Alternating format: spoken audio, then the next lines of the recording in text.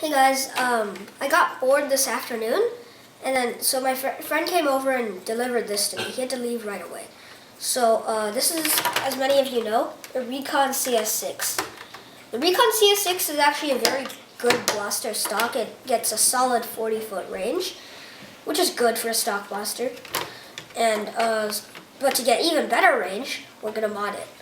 So first, you need to take off the barrel and all the. This is an accessory. Just take off all your accessory, and this includes your shoulder stock. Actually, the shoulder stock is the only part of this gun that I actually like, and your flip-up sight. Now, it does come with a crummy light. As you can see, it like lights up. It's pretty bad. You take that off as well. Now that you got it down to here, we take out all the screws. Actually, there's one more thing. You need to take the clip out. Now, to get the clip out, you have to pull the priming handle back and pull it up like that. Set that aside with all the other pieces. Now that you got it to this size, I'll show you in a separate segment how to take out all the screws. Okay, so after you've taken out all the screws, and by the way, you need a Phillips head screwdriver. There are 14 screws. You should be able to get it apart. And there are some hidden screws, so I'll show you those. So the order you should do these are do all the body screws that you can see, and that includes the ones on the slide rail. Then once you've taken off the slide rail screws, this should actually pop off a little bit, but not completely. This little gray piece here. And that's because there's a washer head screw in here that holds it in. Now, after you can lift this off a little bit, and these two pieces will fall off. This is your tactical rail. I guess it's called an accessory connector. And you put that with your screws in a box or a plate or something. And you take out, after you've done that, you can pull this back, prime the gun, and take out two hidden screws located here. And there's another one hidden down here. Now we're going to fire it, obviously. And next there are two screws that go in these two holes, here and here. Now after you've taken those out, you just have to pull this piece out. This is the stock attachment thing. And you can see already that the spring is straight in there.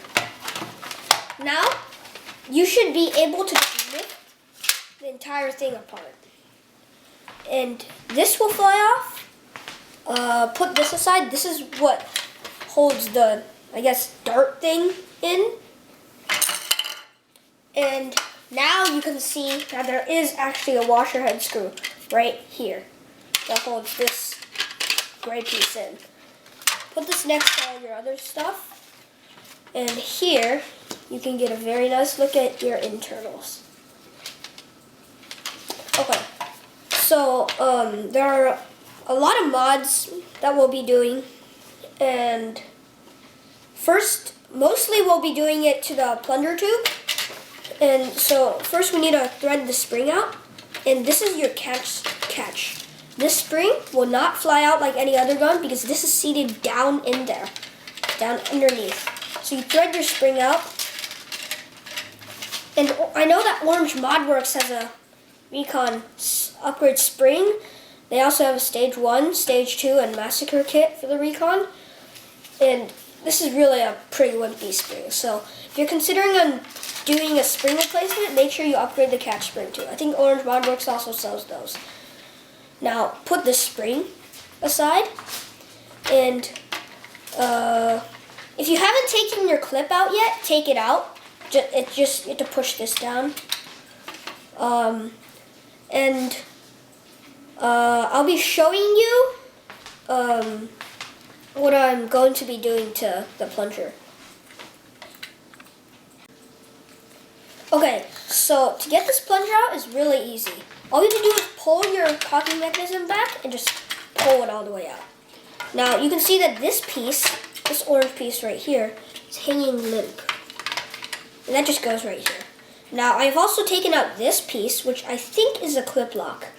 Drop a comment below if you know if it isn't, but I'm pretty sure this is a clip lock, so we'll be taking that out too. And the seal in the Recon is just perfect, almost.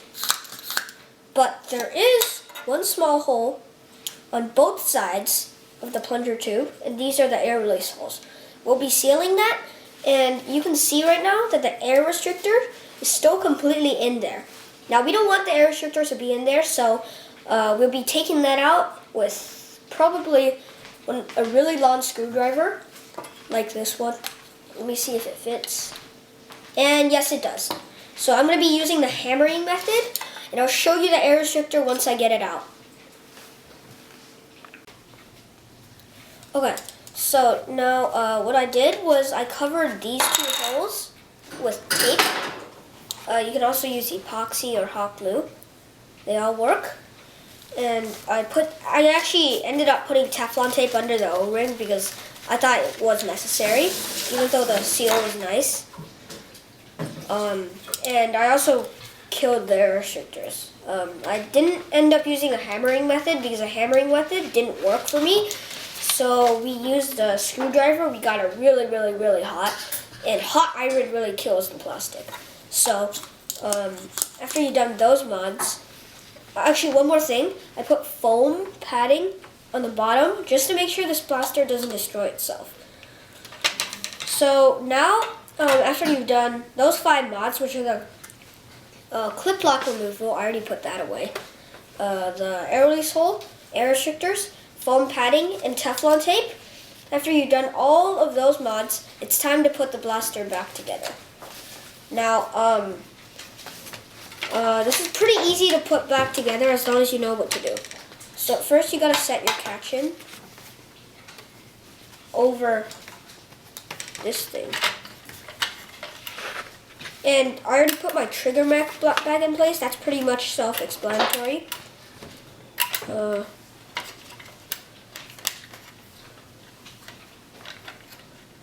Anyways, I'll show you it after it's done.